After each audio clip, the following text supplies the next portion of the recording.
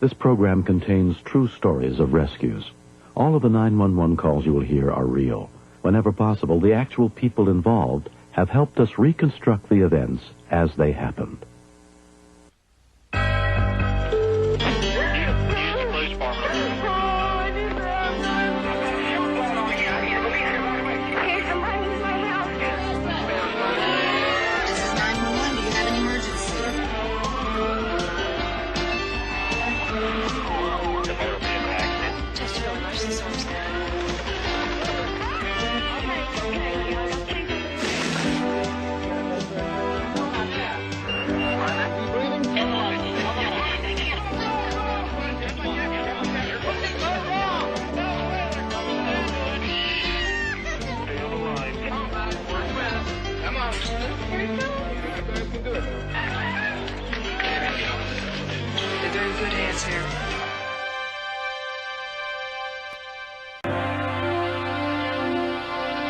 On the afternoon of October 30th, 1991 in Fresno, California, Carol Arzati had to go pick up her young daughter from the babysitter. Her 12-year-old son, Aaron, was left home alone for no more than an hour.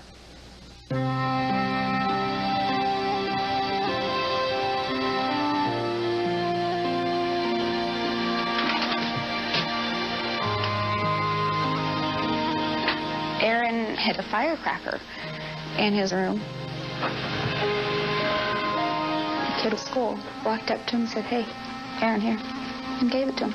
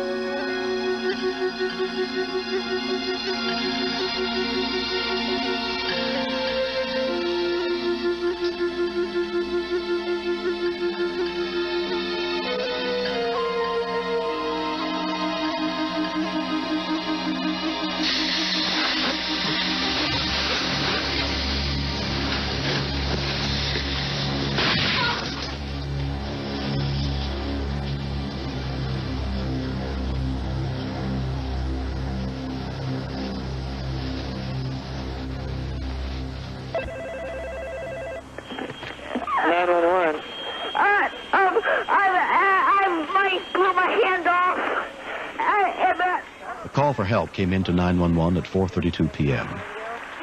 And you're hurt? Yeah. What happened? I did an M80 in the house and it blew my hand off. Okay. Stay right there. Okay. Just cover it up. Stop the bleeding, okay? Okay. Stay on the line. Hold on. The call was routed to an EMS dispatcher specially trained to administer medical aid over the phone, Franz Melcher. Ambulance dispatch. Hi, fire transfer. We're going to roll on this. Okay. Hello? Listen, what's wrong? I blew my hand off. I don't bleed. You blew it off? Yeah. Okay. Lady. Ma'am, is there somebody else there I could talk to? What? No, I'm alone.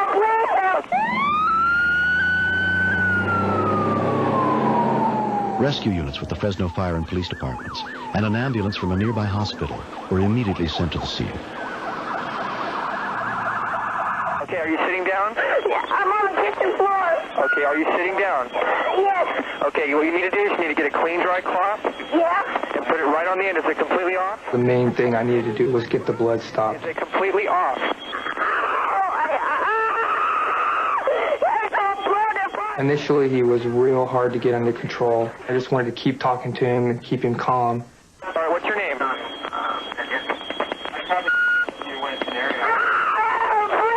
Listen, the ambulance is already on the way. Okay. What is your name? Anne Magical. Ann? Yeah. He said Ann, and I didn't realize it was a boy. Okay, listen, Ann, the paramedics are on the way. I wanted to get his name so that I could develop a rapport with him, someone that he could trust. Okay, how did this happen? I was just messing around with the M80 and it blew my hand off. Okay. It's not off, but it's all mangled. Through the inside of my hand. Help, please. When I found it was an M80, I was really concerned because they are the equivalent to a fourth of a stick of dynamite. Did you get the cloth? Yes, Listen.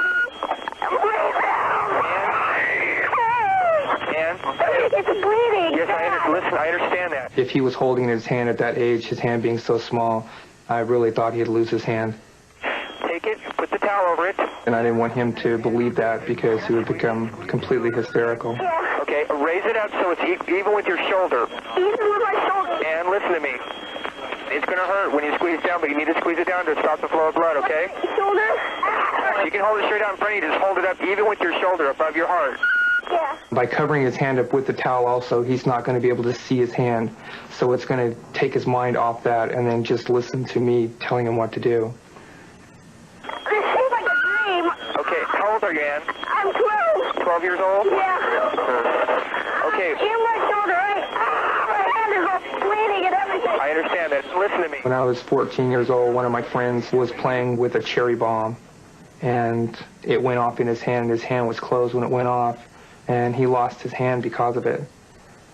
It's something you don't really forget. And they're on their way as fast as possible. They can't get there any faster. I'm gonna die. You're not. And listen, it's your hand that's probably not going to happen. Okay? What is my hand? I don't know. I can't see it. Okay. I didn't want to promise him anything that wouldn't come true. Okay. And listen. This is something a 12-year-old should not have to endure.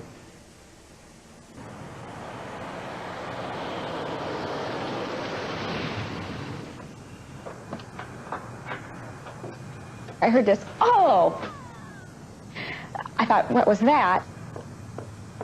Thinking, oh, he was watching a movie.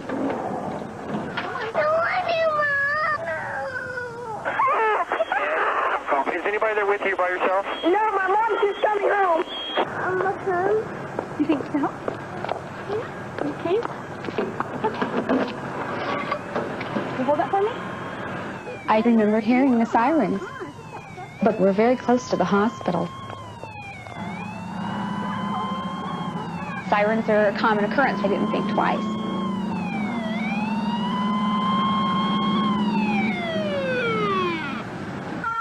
The smoke was filling the room. I just said, what happened? Disbelief? Oh, come on, it can't be that bad. There was very much of a belief after I opened it and looked at it. There's a plane on the way. What's going on? I don't know. Okay, ma'am, just make sure that you don't lose the child. The paramedics will be there in just a few minutes. You're here. Once they arrived, I was totally confident that the child would be taken well care of.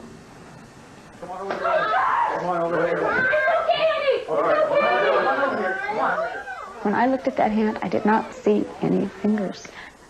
I saw a stub. I saw a big, that's it. Paramedic Kurt Kindig treated Aaron's hand at the scene.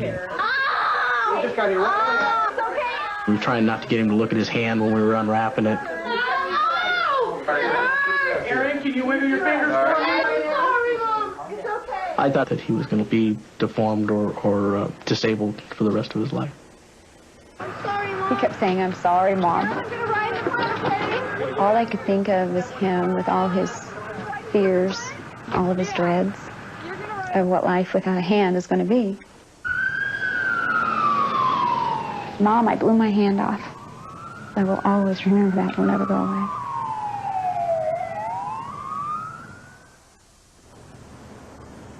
At St. Agnes Hospital, doctors, including plastic surgeon George Mowry, managed to save Aaron's hand. But he still faces months of painful physical therapy, and his hand will never be the same again.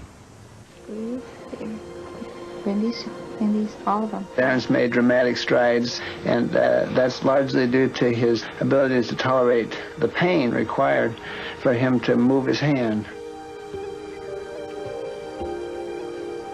Okay. I think that we are extremely lucky.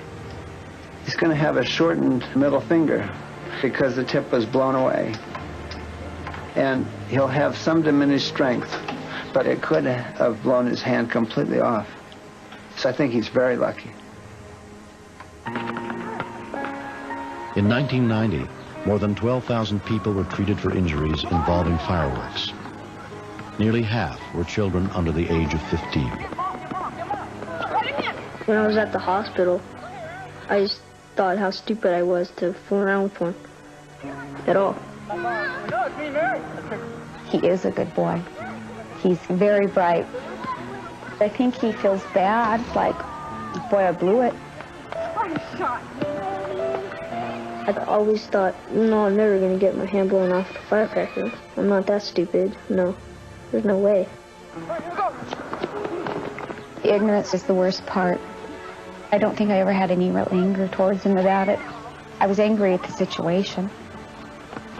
You know, it's like a gun. Let them know how dangerous they are somehow, some way. You know, get educated. I wasn't.